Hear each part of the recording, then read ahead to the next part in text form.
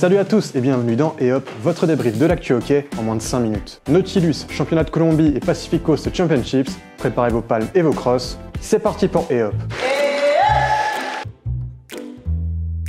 Commençons par la Prague Ice Cup qui a eu lieu le 8 octobre. La piscine de Podoli a accueilli 14 équipes réparties en deux divisions, une mixte et une féminine. Les London Sharks ont remporté la division mixte qui comportait 10 équipes. Dans la catégorie féminine composée de 4 équipes, c'est Keyshoots qui l'emporte. Autre tournoi emblématique cette fois-ci de l'autre côté de l'Atlantique, les Pacific Coast Championships.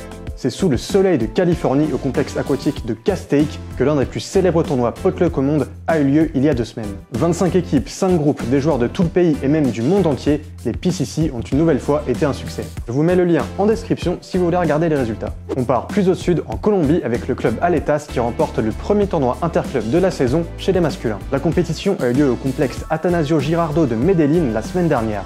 Les vice-champions des interclubs de l'an passé devancent les champions en titre du club Piranhas, Cardumen termine 3e. Côté féminin, les championnes du club Cardumen ont tenu leur rang. Derrière elles, on a le même podium avec Piranhas 2e et Aletas 3e. Il y a 2 semaines, c'était les interclubs en Nouvelle-Zélande. Ce championnat se déroule en 4 catégories, A, B, C et D. 24 équipes sont réparties dans ces 4 poules. En catégorie A, ce sont les tenants du titre de Crocodilus qui s'imposent pour la 3e fois consécutive. À domicile, Nick Healy, Richard Maxwell et leurs coéquipiers ont remporté le tournoi en ne concédant qu'un seul but pendant toute la compétition. Le monopole des titres continue pour ça aussi. Le Nautilus a eu lieu à Sheffield la semaine dernière et, encore une fois, le premier club au monde à remporter le tournoi pour la 7e édition consécutive.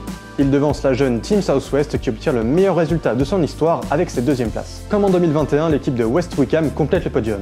A noter que pour leur première apparition en D1, Yorkshire accroche le maintien en terminant 5e. West London et Manchester sont relégués en Division 2, à l'inverse des Gallois de Pembroke et Dunstable qui montent en D1. Je vous mets les résultats de chaque division en description. Et voilà, ce E-Hop est terminé, on se retrouve bientôt pour un nouveau débrief de l'actu hockey. Salut à tous!